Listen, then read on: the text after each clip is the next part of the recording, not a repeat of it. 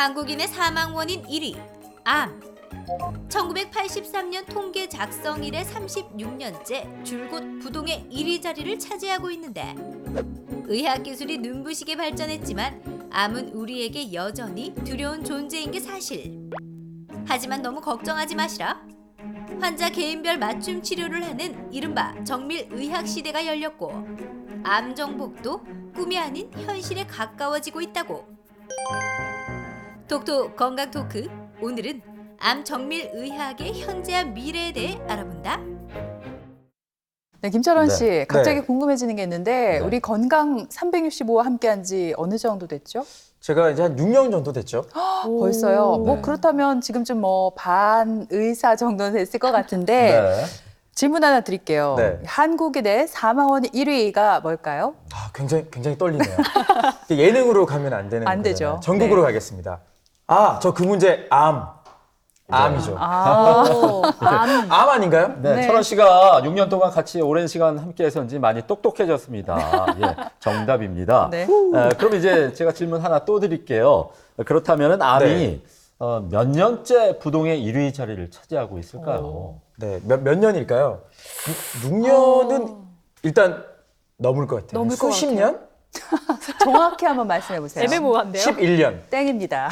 그럴 줄 알았습니다. 네. 이 암은 1983년에 통계가 작성된 이래 무려 36년째 한국인의 사망원이 1위를 차지하고 있습니다. 그렇습니다. 예. 하지만 또 하루가 다르게 의학 기술이 발전하고 있긴 하지만은 그래도 여전히 암은 무서운 그런 존재라고 할 수가 있겠습니다. 네. 한 가지 다행스러운 사실은 또 새로운 치료법이 계속 이제 개발이 되면서 발생률에 비해서 사망률이 점점 낮아지고 있다는 그런 사실입니다. 네, 이 암의 사망률을 떨어뜨리는 여러 가지 치료 방법이 나와 있는데요. 네. 톡톡 건강 토크 오늘은 그 가운데서도 이 정밀의학, 쉽게 말해서 환자 맞춤형 치료가 무엇인지 알아보도록 하겠습니다.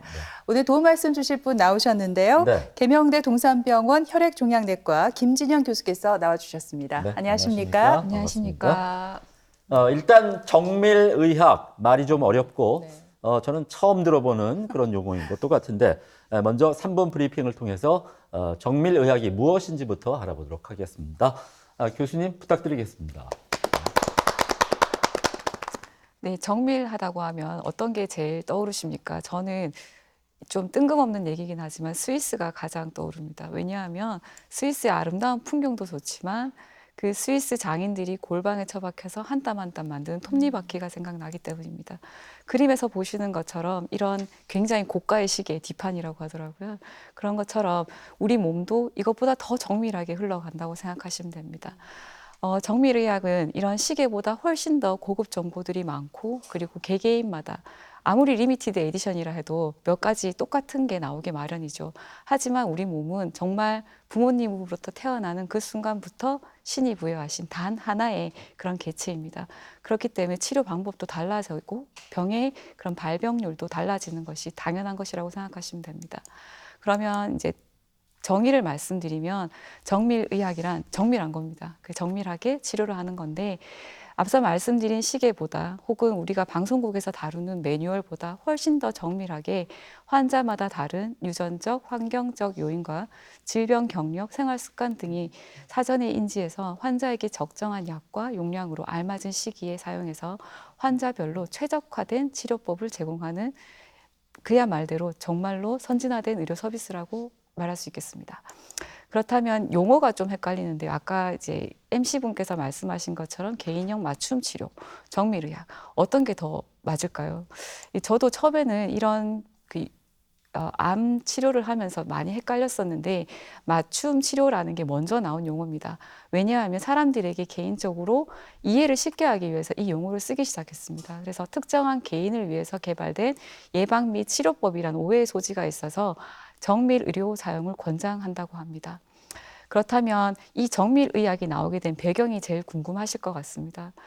우리나라에서 보면은 이게 좀 화면이 좀 정답이 먼저 나와버렸는데요. 항암제 하나 개발하는데 약 조 단위 이상의 돈이 들어가겠다고 얘기를 하거든요. 그럼에도 불구하고 그래프에서 보시는 것처럼 물론 다른 약도 중요하지만 항암제가 듣지 않을 확률은 무려 75%에 해당다고 합니다. 굉장히 높네요. 가성비가 안 좋네요. 네. 네, 가성비가 굉장히 떨어집니다. 어. 그렇기 때문에 환자들이 두렵겠죠. 왜냐하면 항암제라 하면 독하다. 저건 쓸 약이 못 된다. 제가 전공의 하던 20년 전만 하더라도 항암제 쓸 바에 난 죽겠다. 이런 분들이 굉장히 많았었습니다. 그렇기 때문에 이 약이 듣지 않을 확률 그리고 가성비를 따졌을 때 맞춤 치료가 가장 중요한 병 중에 하나가 암이 해당된다고 할 수 있습니다. 또 이런 예를 들어서 굉장히 죄송한데 그렇다면 이렇게 많은 돈을 들이고 전 세계 석학들이 모여서 연구를 하고 있는데 이 약이 왜 듣지 않을까라는 고민이 또 있을 것 같습니다. 저만 궁금한 건 아닌 것 같고요. 이렇게 이런 예를 들어서 굉장히 죄송하지만 네. 여기 계신 멋진 네 분들의 일란성 쌍둥이가 있다는 가정을 한번 해보겠습니다. 정말 죄송합니다. 이런 예를 들어서 이해를 돕기 위한 거니까 네. 양해를 괜찮습니다. 부탁드립니다. 그래서 굉장히 멋진 분들인데 그 반대로 일란성 쌍둥이는 운동도 하지 않고 식사도 제대로 하지 않고 정크푸드를 많이 먹고 뿐만 아니라 노동자를 그런 비하하는 건 아니지만 바람 환경이 있는 노동 현장에서 일을 하고 있는 사람이라고 가정을 해보면 어떤 모습인지 떠오르시게 될 겁니다. 그렇다면 같은 유전 정보를 가졌는데 이런 사람들이 성장을 했을 때 50대, 60대가 됐을 때 암이 걸릴 확률은 과연 누가 더 높을까요? 우리 안방마님께서 한번 얘기해 주실 수 있을까요? 아무래도 환경의 영향을 많이 받잖아요. 현대인들은 그렇게 네. 나쁜 음식 먹고 안 좋은 네네. 환경에 있으면 암에 네. 더 노출될 확률이 높지 않을까요? 그렇습니다. 그렇다면 그 일란성 쌍둥이가 그렇죠. 저 생겨나기 말고. 높다는 거죠. 그렇다면 두 번째 질문인데요. 그럼 같은 유전 정보를 가지고 있는데 그거를 극복할 수 있는 것도 같지 않을까요? 우리 네. 바깥 주인 어른께서는 극복할 어떻게 수 있는 생각하시는 능력은 건지. 두 사람이 일란성 아, 쌍둥이니까 네네네. 같겠지만은 네네. 주어진 환경이 다르기 때문에 네네. 거기에서 더 노력하는 부분 그런 것들이 달라질 수 있기 때문에 네. 그거는 좀 다르지 않을까 그런 병이 다 성질이 다를 것이다. 네. 우리 이 아리따우신 예은 씨께서는 어떻게 네, 생각하시는지. 저도 네. 그 같은 생각이라고. 네. 어렵네요. 그렇죠. 네. 생각을 해보면 왠지 느낌적인 느낌으로는 당연히 그 사람이 암이 네. 더 잘 걸릴 것 같고 네. 같은 병이 걸리더라도 느낌적인 느낌으로 그분이 더 극복을 하기 어려울 것 같습니다. 근데 그건 정말 다르거든요. 발생 단계부터 그리고 극복한 유전자가 어떤 걸 갖고 있냐에 따라서 뭐라 말할 수 없는 환경이 되게 됩니다. 그렇기 때문에 화면에서 보시는 것처럼 치료 약자는 하나죠. 폐암이다. 그러면 A라는 약이 굉장히 비싸게 개발이 되었습니다. 드디어 이제 우리가 바라던 약이 나왔어. 라고 해서 대표적인 약으로 미국에서 개발된 약들이 그 대표적인 약들이 굉장히 많죠. 그런데 막상 먹어보면 앞에 같은 초록색을 가진 환자들은 효과가 굉장히 좋아서 아주 행복하게 잘 살았습니다라는 그런 동화 속의 얘기가 되는 것이고 비싼 약을 썼지만 그저 그래 라는 분도 있을 수가 있고 또 마지막 환자처럼 내가 이렇게 비싼 약을 보험이 되지 않는 약을 의사가 권해서 썼는데 나는 맞지 않아 라는 것이 오게 되는 것입니다. 그렇다면 우리는 이 의사 입장에선 100명의 환자를 봤을 때 앞에 분 30%만 들어도 어떻게 보면 참 개인적으로 만족을 할 수 있겠죠. 그렇지만 우리의 가족이라 봤을 때 이 환자는 한 명뿐인 사람인 거죠. 그렇다면 우리가 어떻게 잘 접근해야 될까가 이 옆의 그림으로 보여줄 수 있는 것 같습니다. 우리 몸에서는 굉장히 다양한 유전 정보를 가진 소중한 자원들이 많습니다. 대표적인 것은 이 병원만 가면 생각을 하게 되는 피 검사가 있죠. 뿐만 아니라 머리카락의 유전자, 그리고 소변 조직, 그리고 몸에서 암에서 직접 나오게 된 조직, 혹은 내 그 개인 정보가 가득 들어있는 그런 나의 일지 이런 것들이 다 소중한 정보가 되게 됩니다. 이 정보들을 여러 단계로 모아가지고 초록색을 가진 환자에게는 초록색 약을, 빨간색과 초록색이 같이 있는 환자에게는 그런 것을 줄 수 있는 그런 첫 단추가 정밀의학이라고 할 수 있겠습니다.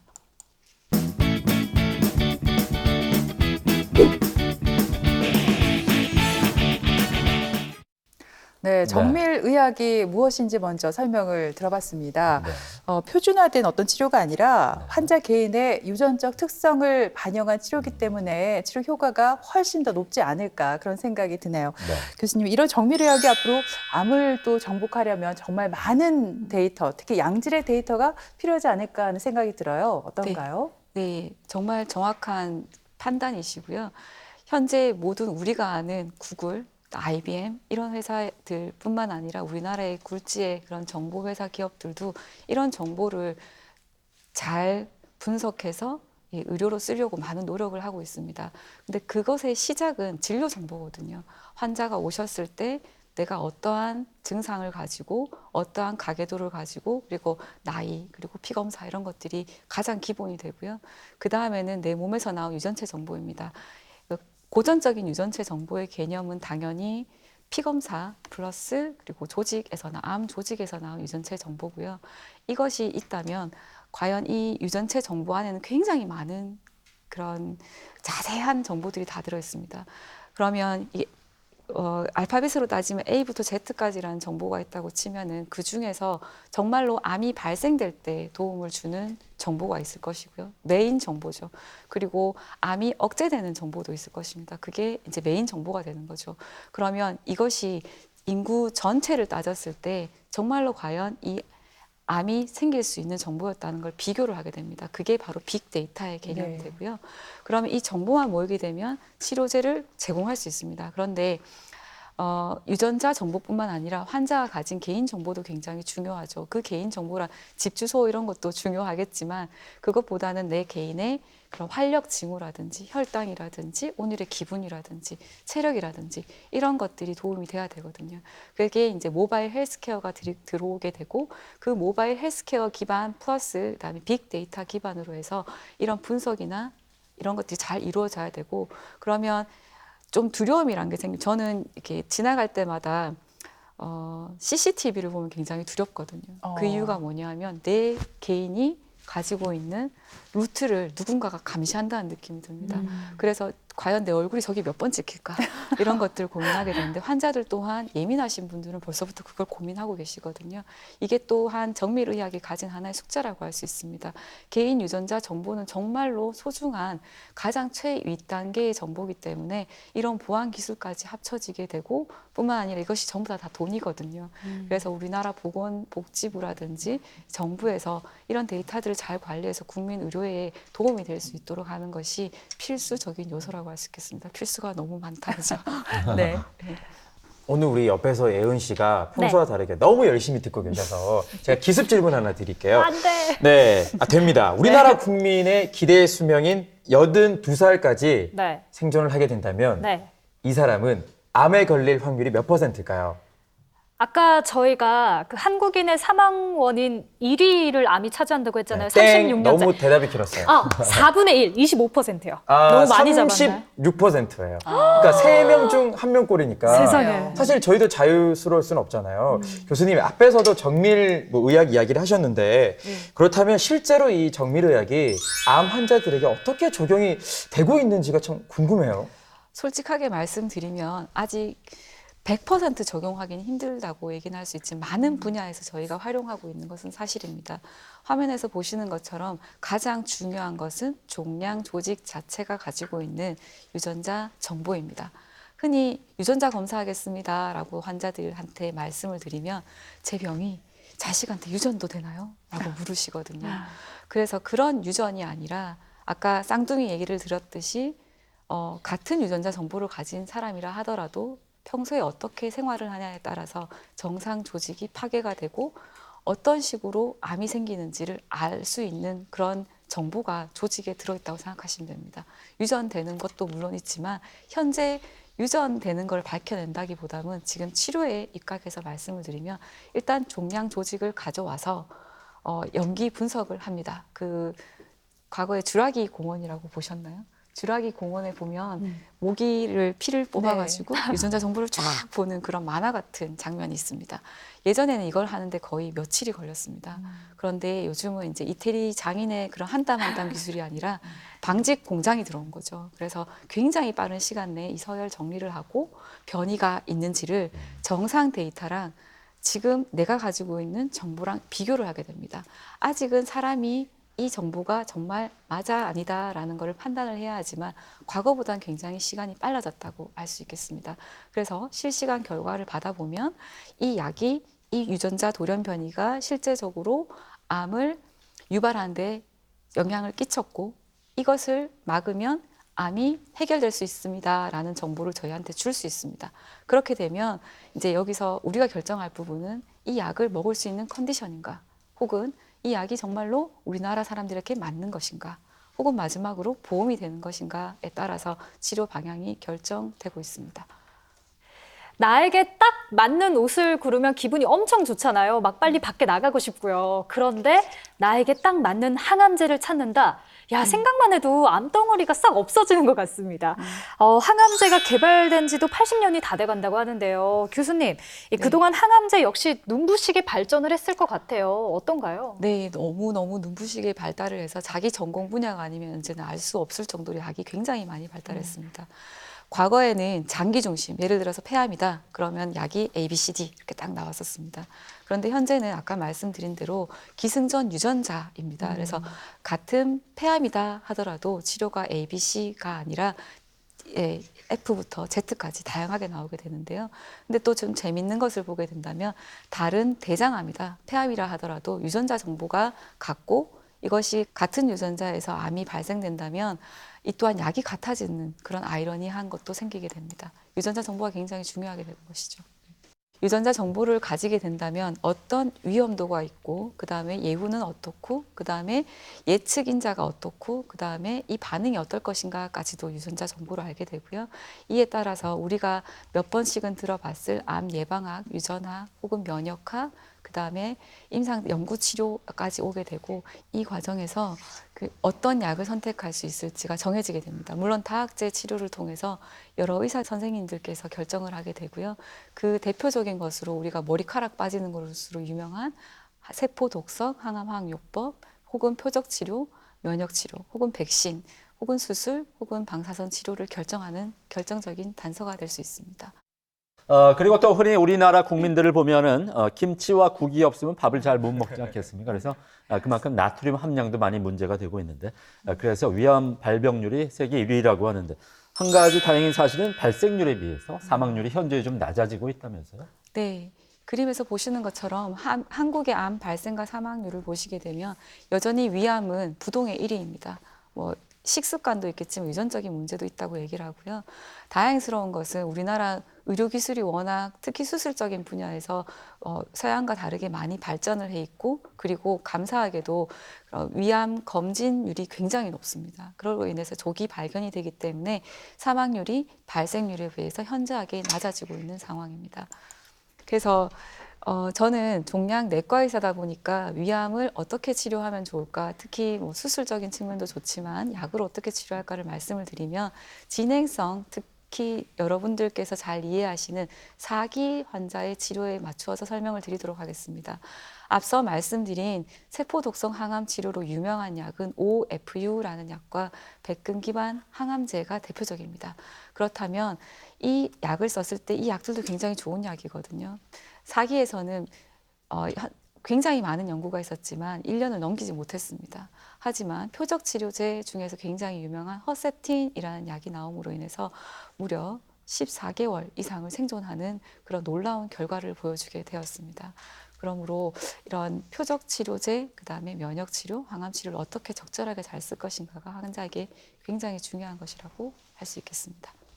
방금 표를 보니까 이제 표적 치료의 사이람자도 이제 그러면 약 이름인 거죠? 네, 약 그죠? 이름입니다. 네. 근데 저는 이런 생각이 들었어요. 앞에서 계속 말씀하셨던 이 정밀의학이 네. 사실은 정말 실용성이 있어야 되잖아요. 네네네. 실제로 암 환자분들에게 어떤 도움을 주는지 사례를 보면 좋을 것 같은데 왠지 준비를 해오셨을 것 같아요. 이게 아까 조금 부연 설명을 드리자면 우선 환자 예를 보고 제가 말씀을 드리도록 하겠습니다. 네. 63세 4기 진행성 위암 환자입니다. 4기로, 흔히 말기로 얘기하시는 분이고요. 이 영화에서 나오는 헐이라는 유전자가 있습니다. 헐 두 번째라고 해서 헐2 유전자 과별현이 있는 게 발견된 환자였고요. 이게 정밀의학으로 밝혀진 게 아니라 비교적 간단한 검사, 면역 조직 화학 염색으로 발견을 했었고요. 보면 이제 내시경에서 굉장히 험한 소견을 보이고 있고, 그리고 여기 보시면 위문부가 막혀서 소화가 채 되지 않는 환자였습니다. 그래서 아까 말씀드린 표적 치료제로 치료를 하여서 완전히 다 낫게 된 상황이었죠. 그런데 불행하게도 이 분은 치료를 잠시 중단하였을 때 이런 식으로 이렇게 노랗게 보이는 부분이 암 덩어리라고 생각하시면 됩니다. 복강 안에 다 퍼지게 되는 결과를 보게 됐었습니다. 반면에 같은 연세시고 그리고 성별도 같고 거의 단계도 같았습니다. 또한 유전자 과별현이 있는 환자였고요.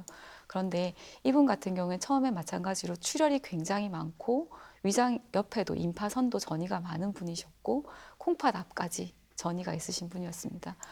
그래서 보시면 이게 아까 보셨던 펫이라는 사진인데 노랗게 보이는 부분이 무려 가슴 위쪽 빗장뼈까지 임파선이 전이된 상태였습니다.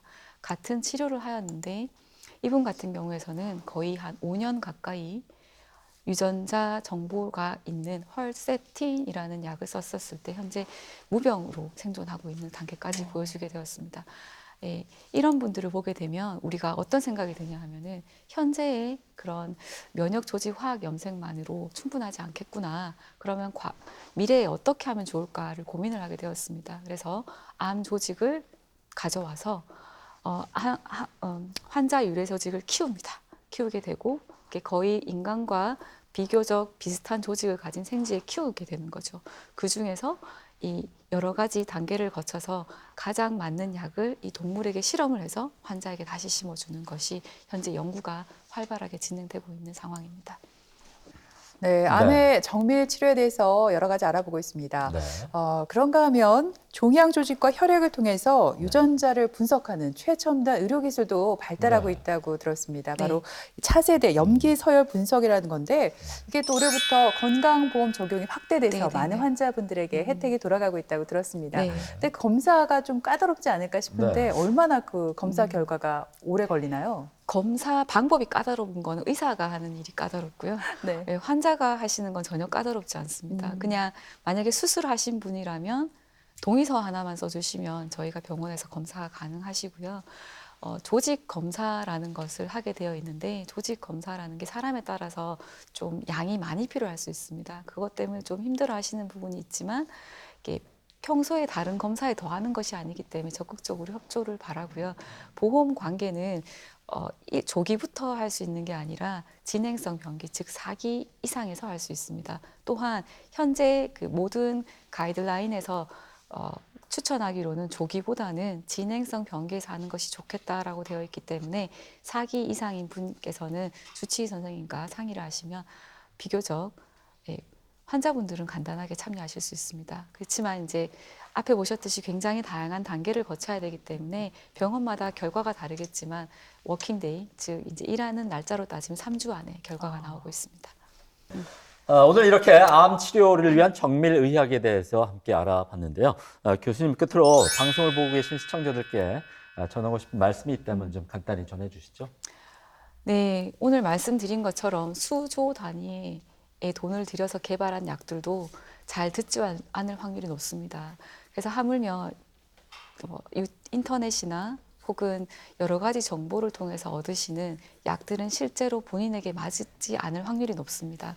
카더라 통신을 믿지 마시고 환자분들의 주치의를 믿고 좀 따라주시면 매우 감사하겠습니다. 국내 사망 원인 1위가 정말 수십 년째 암인 것은 사실이지만은 암도 이 정기적인 건강 검진을 통해서 조기에 발견하고 정밀하게 치료를 우리가 이렇게 가져간다면 얼마든지 극복을 할 수 있겠습니다. 네, 지금 이 순간에도 암으로 고통을 받고 있는 환자들 많으실 텐데요. 네. 희망 잃지 마시고 적극적으로 치료 받아보시기 바랍니다. 네. 지금까지 이 시간 도움 말씀에 네. 계명대학교 동산병원 혈액종양내과 네. 김진영 교수께서 소개해 주셨습니다. 네. 오늘 고맙습니다. 고맙습니다. 감사합니다. 네, 김철원 씨, 장혜연 씨 두 분도 수고했습니다. 네, 고맙습니다.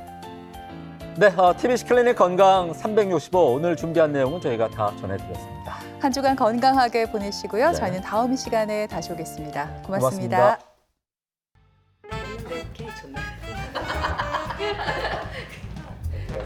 걱정되지도 않아요. 자기야, 짐은 싸들고 가. 그 이겨서 해주던지 언니가. 아니요, 그냥 나가라 그래요. 추울 텐데. 아니 잠깐 그럼 나는. 아가씨, 네. 바늘이 갔으면 시리 가야죠. 빨리 가요.